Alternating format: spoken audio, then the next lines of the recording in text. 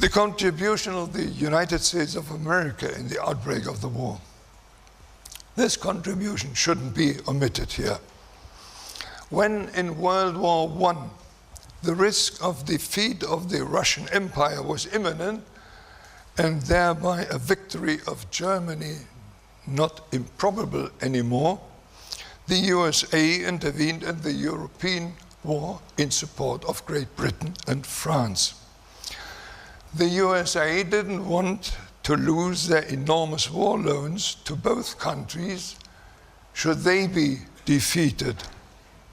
The war loans to the Western Allies added together to the twofold of the national annual budget of the USA.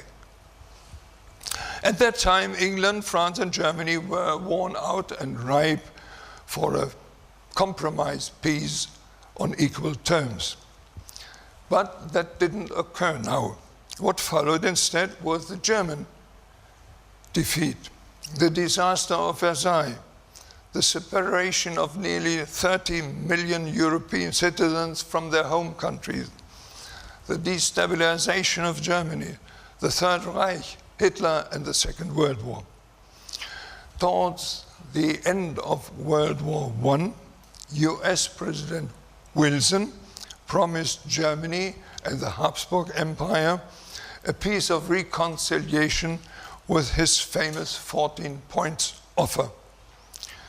Prior to the ceasefire, these 14 points, moreover, had been mutually confirmed as binding for both sides by 5 note exchanges between Germany and the USA.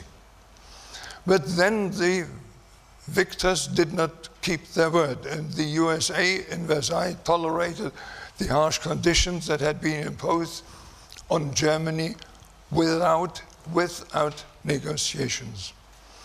20 years later, these conditions caused the Second World War, that is to say, Danzig, West Prussia, the Corridor, the Memel conflict, the Sudetenland, the minority problems, the Gem disarmament conferences, and so on.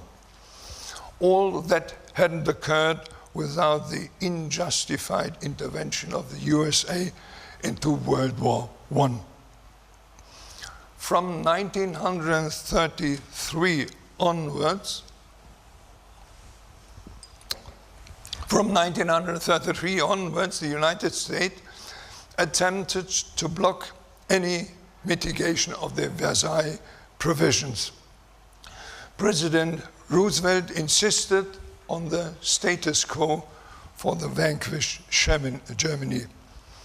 From 1933 on, the United States reinforced their navy, and in 1934, the first instruction was issued to develop war plans against Germany, Austria, and Hungary, which were designed in 1935 and 6 at the Army War College as the so-called Rainbow Plans.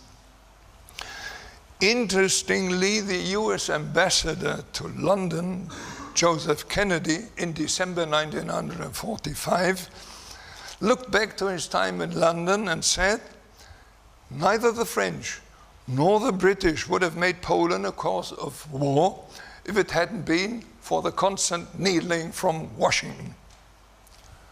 The United States of America apparently were the warmongers in the background.